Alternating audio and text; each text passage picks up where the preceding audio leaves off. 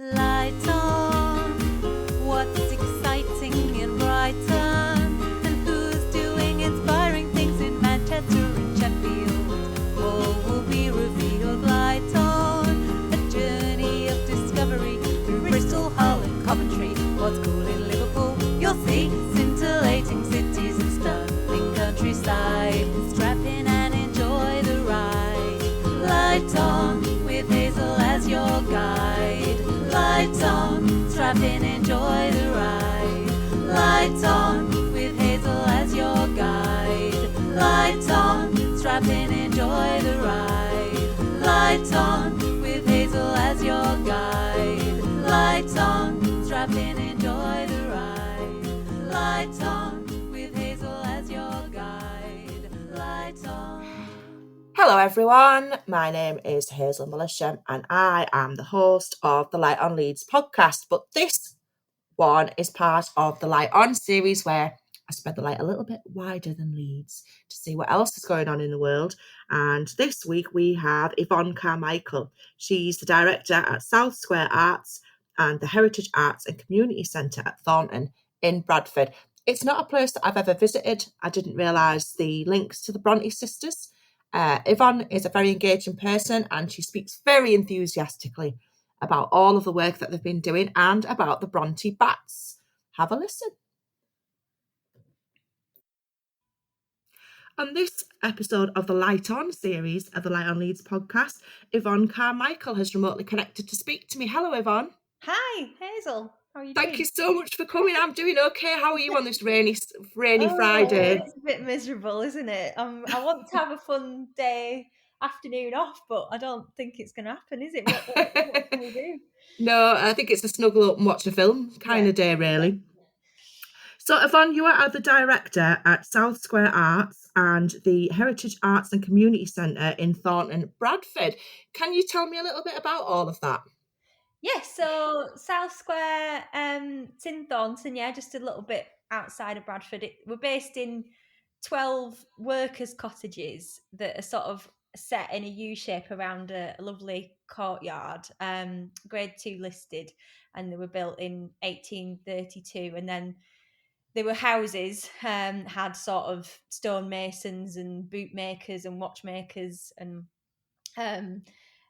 weavers, cottages, people living there until the 80s when they were empty and I think they were at risk of being knocked down, in fact, and a group of local people came together to save it as a space and to turn it into an arts and community space. That was in the sort of late 70s, early 80s, and it was a group of 30 unemployed people through a Manpower Services scheme that came together to sort of renovate the space and sort of knock through the houses so you can sort of go through from one bedroom into the next bedroom. It's quite an amazing building and a bit of a labyrinth. And it sounds it. So yeah, it's been since the 80s a community and art space, and it's done well to last, really. It's really sort of grassroots, and we've got studios now, artist studios, an archive, vegetarian cafe. There's a lovely bar called The Watchmaker. We've got galleries, and we run sort of workshops and training, and we do a lot of traineeships as well. There's the courtyard, as I mentioned, that's really lovely now for having a coffee and a cake outside or a drink. And there's also a garden at the back, which is south facing, and it's going to be a great space for doing sort of well-being activities over this summer too. Oh, it sounds like a great place to visit. So how did you get involved, Yvonne?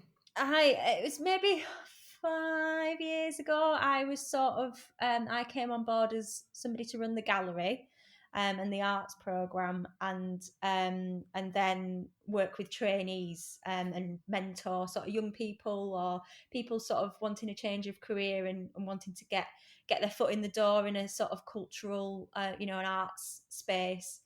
But pretty quickly after starting, it sort of was under threat in the sense that Bradford, post recession and things like that, getting rid of community spaces, as well as libraries and town halls and swimming pools. You know, a lot of the library in Thornton is also under sort of community run now, and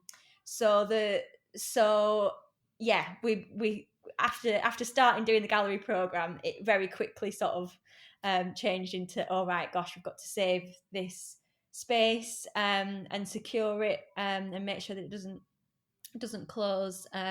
So since then, pretty much, I've been going through quite a big process of community asset transfer. So sort of taking the building on through a 99-year lease on a peppercorn rent, and we're sort of now, it's worked really well for us because it's enabled us to access sort of money to sort the building out. It's very leaky and cold and no central heating. Yeah, lots of places you couldn't sit because you just get rained on inside.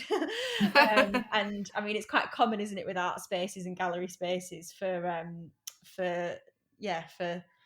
them to be just not really fit for purpose and for people to have really cold fingers. And so yeah, we've managed to get some funding through Arts Council and Heritage Lottery and Bradford and Garfield Weston to sort it out and get a new roof, sort out all the sash windows. There's 99 sash windows. Wow. And put heating in and insulation and do some really boring stuff with electrics, but essential things. And fire compartmentation. That's obviously, since Grenfell, like, it's really important to have all these things in place, and this old building was not up to scratch, but now it is. So it's been quite a journey for me. I was going to say, it must have been quite a journey, because if you started the role and you were there to help out with sort of the art side of it, and then it sounds like you very quickly had to sort of take on kind of an organisational battle to make sure you got what you wanted. No, well, it wasn't, but then it just became really clear that this is an important it's an important thing to have these sort of, it's very sort of grassroots and community led, and it's just a shame when we lose them. Bradford's got quite a lot of those sorts of spaces. The Kirkgate Centre in Shipley does sort of a lot of wellbeing stuff and gigs as well, and has a cafe, and they came through a similar scheme in the 80s, like places like the 1 in 12 club in the city centre. Bradford does quite well at having these sort of led by a group of people just wanting to do something. There are sort of these spaces, but I guess they can, in moments like that, get lost. So it's good that not only we've managed to keep it, but we've managed to sort of get it to up its game and smarten it up as well.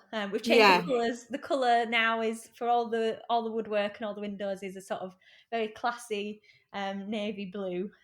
So yeah, we've literally yesterday, I'd say, sort of finished doing some of that. Well, it's never going to be finished, is it? But we've sorted out the courtyard and made it a much less of a building site. It's been a building site for the last sort of 6-7 months. So we're just doing things like door handles and light fittings now, which feels a bit more manageable, rather than the roof being off. So yeah, I'm quite tired today. I bet you are.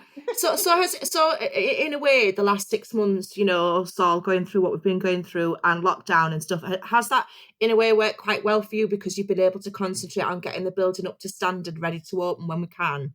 Definitely, it's been very, very bittersweet. So we found out about the sort of final piece of the puzzle in terms of the funding last April, just as this sort of all started, and yeah, I mean, it's worked well in that contractors, building construction, I think, stopped for something like 9 days in total last year. So since then, it's just been sort of carrying on. So yeah, it's been really good that we've been able to appoint this local contractor, Dobsons, who are in Ilkley, really, really good company, to just sort of crack on and do it. And at a point when the bar and the cafe have been really limited in what they can do, and we've not got as many members of the public on site, but and we were also planning, during this time of having the roof off, to be doing a lot of outreach, which we've done.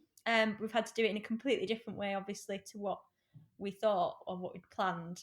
So Alice and Chloe and Toby, who I'm working with, have all been sort of looking at activities that we can do remotely. Chloe designed these lovely paint by number kits that got delivered to local residents and families that sort of depict the viaduct in Thornton, a 20 arch viaduct, and the Bronte Bell Chapel, which is so Thornton's where the Bronte sisters were born, and Patrick Bronte's was a curate at the church down the road. So he with these paint by numbers kits sort of show them, and you can make your own artwork. So that's just one example. We did a lot of sort of garden gigs last summer in the care home gardens. So there is a sort of older population in Thornton, and Rose Cottage around the corner, a sort of dementia care home, and they've got this lovely conservatory and a garden, and we work with musicians quite a lot, and we just got them to sort of play in the garden, and they opened the windows and the doors, and the musicians were in the garden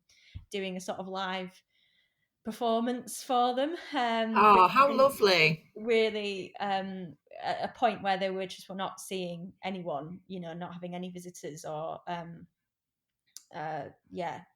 just seeing staff, and very sort of difficult times. So yeah, it felt like that was a nice thing to do on a Wednesday afternoon. And we also sort of went on tour. There's another community garden in Thornton called Sabgate Gardens Association, who lovely sort of community garden space, also an asset transfer. And we've sort of took the musicians on tour around Thornton, so we went there after we'd been to Rose Cottage. So yeah, lots of things by post, lots of things by Zoom, obviously, but some other things that are just a bit more lo-fi. Like really, really early on, Alice organised Thornton by Post, which was part of a response project that Bradford was doing. So Bradford Council put out a call out for people wanting to do, creative projects in lockdown, sort of April last year. So we did these sort of like activity zines that got posted through some of the sheltered accommodation with prompts for writing poems or drawings or memories that they might have of the area, that then got printed and put into the next zine, which then got posted out with more prompts. And then there was a third one as well. And what we sort of learned through that was just how normally we'd sort of pace ourselves with that sort of thing, but actually during lockdown there was a real urgency of doing these. People really wanted the next thing quite quickly, a bit quicker than we were able to do it really as a small organisation. But it's sort of it was good to be able to connect with people at that point where people were feeling, well, still are, a bit unsure about the wider world.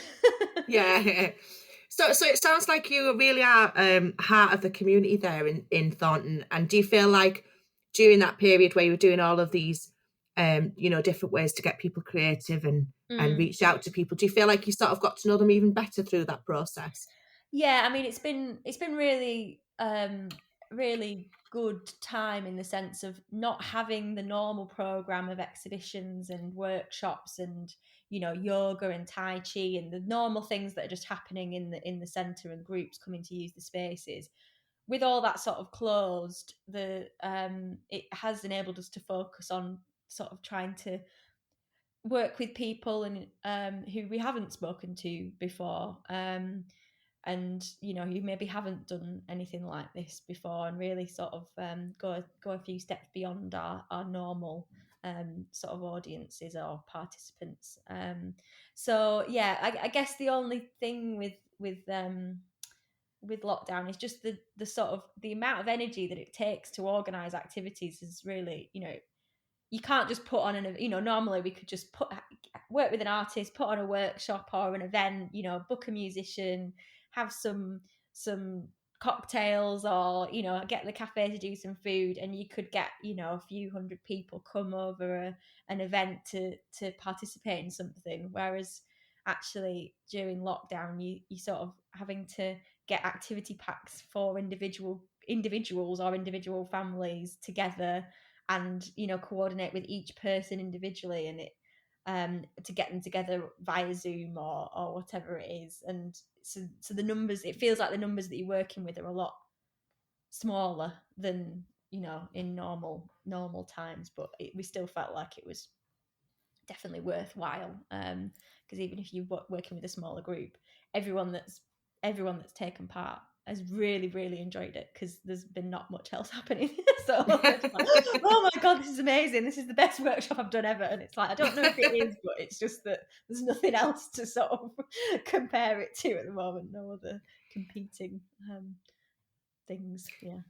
But I think as well, you know, any sort of activity during that, especially during that very first time, you know, people were just grateful for it, because you know, you felt very sort of at sea, and nobody really knew what was happening, or you know, when things might change. So it sounds like you did a great job.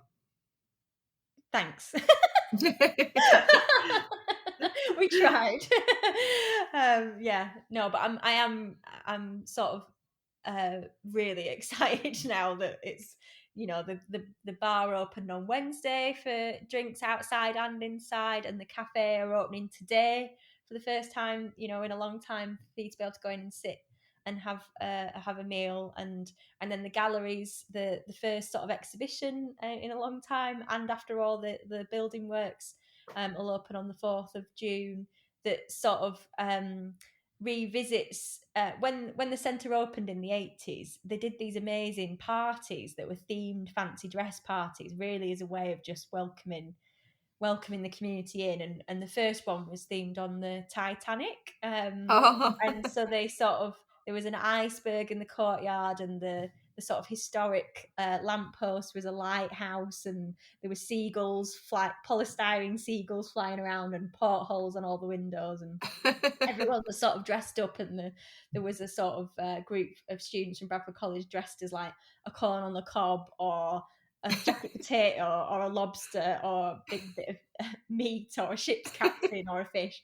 So we're going to recreate some of the costumes, and some of the props, and as well as have some of the recordings from that time, and or people reminiscing about that period, and then another half to the exhibition is to sort of look at when the houses were workers' cottages, and we've spoken during lockdown, and done some oral history recordings with people that used to live in the houses, which are really sort of fascinating, alongside pictures of these like lovely sort of 70s living rooms that of what the houses used to be like when they were lived in. That's fascinating. So yeah, I can't wait to. We had some people in yesterday, and it was just like, oh, this just is so nice to just talk to people who aren't just your immediate, you know, family, or you know, your core group of friends. It's like we can sort of open up a little bit, and have a little bit more spontaneity, hopefully. Yeah, that's how it feels, doesn't it? It feels like finally we're very slowly opening up, but yeah, it's much needed. And when you were doing your refurb work, I believe that you came across a little surprise. So, in the lead, there's lots of feasibility studies done, you know, to check options appraisals that what you're doing is the right thing. Got to get listed building consent and planning permission. You know, we've done it all properly, and as part of that process, we had an ecologist do a few overnight surveys, and because it is such a lovely place, there are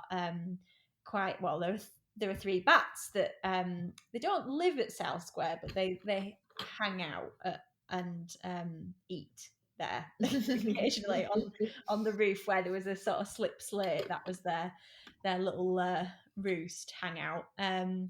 And so the ecologist, Brooks Ecology, did these amazing sort of thermal imaging photos. So they caught the, you know, and mapped out on a sort of a plan photo what their routes around the centre were, and where they sort of went. It seems like they go off to the Bronte birthplace after they've been to us.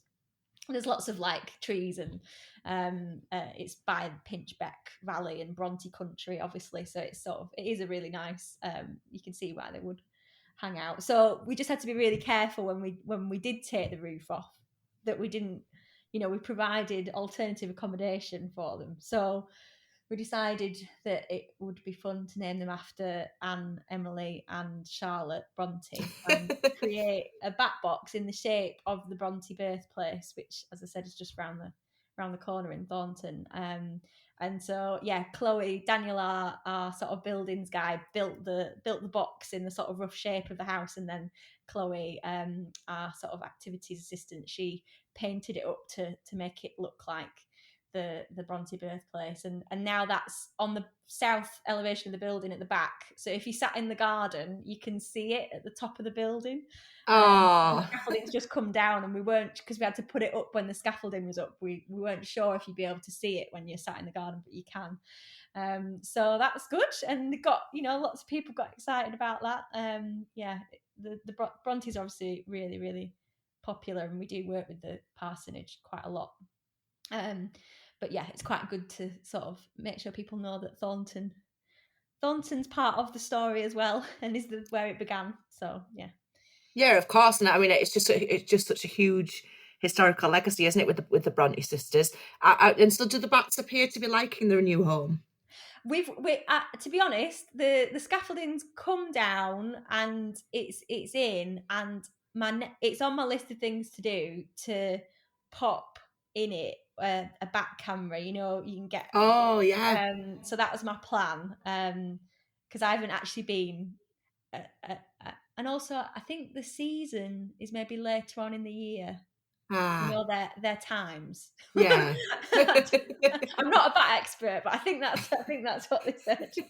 It's not bat time yet. Yeah, exactly. And they are creatures of habit. So they said, oh well, even though there has been all this sort of working disruption, they do tend to sort of come back and visit you. Oh well, that's good news. And so, Yvonne, I always ask people 3 questions about a place, and you've chosen to answer them on Bradford. Is that right? Yeah. Okay, so the first question is, what do you think is great about the city of Bradford? I mean, as I've already talked about, I think obviously, the sort of collaborative way of working. I studied in Leeds, and it felt a little bit more sort of competitive somehow, whereas in Bradford I just feel like it is quite it needs all the love and all the help it can get. It's obviously not as successful in some ways as Leeds is, but I do think that means that people do work together and in partnership quite a lot. And I think that sort of vibe is a really nice when you're working in a place to just there not be any barriers to just working together all the time. So I think that's the key thing that really struck me when we first started working in Bradford. And if you had to choose something that wasn't so great, what would you choose? I mean, there's I feel like I've not spoken it. Yeah, lots of good heritage, landscape, there's lots of good things about Bradford. I think the things that I maybe struggle with a little bit are just it's in a bowl, isn't it? So the city centre is at the bottom of the bowl. So sometimes it can just feel a little bit like it's difficult to sort of get your bearings sometimes, because you're always going up a hill. And it can just feel a little bit like you're not as sort of as able, like with Leeds. It's a place where you can sort of get out quite easily from the trains and things like that, whereas the transport isn't quite as good. But then on the flip side, I think I do really like cycling in Bradford. It does feel like an achievement because of all the hills. You've really done something by cycling to work. And if somebody had lived in Bradford for a very long time, would you be able to tell them about something that you would consider to be a hidden gem that they might never have heard of? Obviously, I think South Square might be one of those things. Definitely. So South Square, and then, as I say, Sabgate Gardens, and there's quite a lot of things in Thornton to come and see. I think, sort of personally, Cafe Regal's samosas are excellent, and if you go at sort of 3:00, then you can get them fresh out of the fryer. That's a good tip. Yes, so that's my food recommendation. For 75p, you can get one of the best bits of food. That's just a bargain. I'm definitely gonna have to. Well, I'll come and see you anyway, but I'll definitely have to go try those samosas. And I always ask guests if they want to feature a song by a local artist or musician, and you have chosen a song by a band called Curators, and it's called Spiral Halt. Can you tell me a bit about why you chose that, Yvonne? Oh, so they're not local. Oh. But they have played at South Square, which is that's fine then. Which is why I picked them.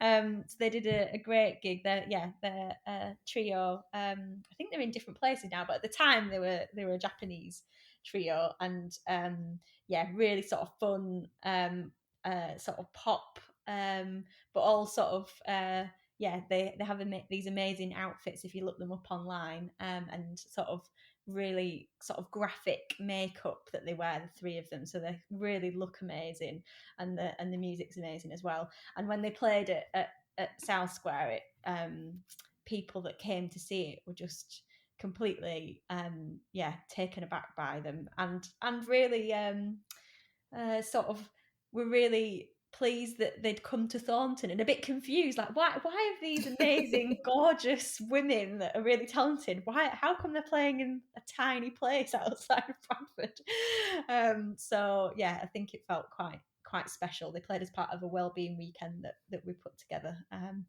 as the sort of finale to it. Back, it feels like a million years ago now when we could do things like that. Yeah, but hopefully we're on the way to doing those things again. Exactly. Yeah. Well, that's brilliant. I can't wait to listen to them, and I'll definitely look them up because I'm intrigued by their amazing outfits. Yeah. And so, Yvonne, what will you be doing for the rest of the day today? Then you get to relax for a little bit today. I think that's what I'd like to do. I'd like to eat and drink and have a weekend off. It feels like it's been quite a long time doing this building project, and we literally yesterday we launched Bradford's cultural strategy, so that lots of important people came, the leader of the council and things, to sort of launch it from South Square. Wow. And I feel just we've been working up to that to try and get things ready for them for quite a long time, so it feels a bit like a nice exhale, and I might do sort of a double sleep tonight. Well, it sounds to me like you really deserve that rest. I really hope to come and come and visit. Please do. Yeah, I'd love to. And I'll put lots of links in the podcast notes so that people can see what it is that you're up to and join in on Insta and Twitter and Facebook and all the. Of course, yeah. So enjoy your rest. Yes, and thank you for speaking to me, and good luck with everything. Yeah. I very much enjoyed listening to Yvonne telling me all about the great stuff that they've been doing there at South Square Arts. Yvonne has chosen a song called Spiral Halt by Curators, which I've listened to now and is amazing. Also, do look up the costumes on Google because she was right. They are pretty special. Have a great week. I hope you enjoy the podcast. I hope you're keeping well. I hope you're getting out a little bit more. And I will speak to you soon. Bye-bye. Light on, what's exciting in Brighton, and who's doing inspiring things in Manchester and Sheffield, all will be revealed. Light on, a journey of discovery through Bristol, Hull and Coventry. What's cool in Liverpool, you'll see, scintillating cities and stunning countryside. Strap in and enjoy the ride. Light on, with Hazel as your guide. Lights on, strap in, enjoy the ride. Lights on, with Hazel as your guide. Lights on, strap in, enjoy the ride. Lights on, with Hazel as your guide. Lights on, strap in, enjoy the ride. Lights on.